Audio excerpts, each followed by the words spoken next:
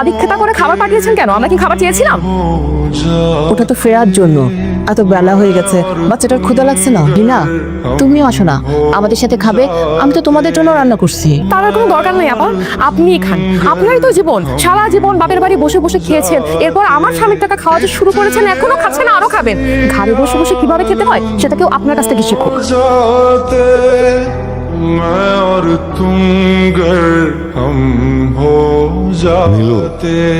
আমাদের আসলে সময় ফুরায় আসছে। এইভাবে এইখানে বেশি দিন থাকা মানে ওদের বোঝা হয়ে থাকা। আর সম্পর্ক কিন্তু দিন দিন খুব খারাপ হয়ে যেতেছে। তার থেকে ভালো কি জানো, মান সম্মান নিয়ে এখান থেকে চলে যাওয়া। সারাটা জীবন একসাথে থেকে এখন শেষ বয়সটা একা থাকবো। কি আর করার, কত রক্তের সম্পর্ক তাই পর হয়ে যায়। নীরু, এরা কিন্তু আমাদের সন্তান না। কিন্তু আমি তো ওদেরকে সন্তানের মতো করেই বড় করছি।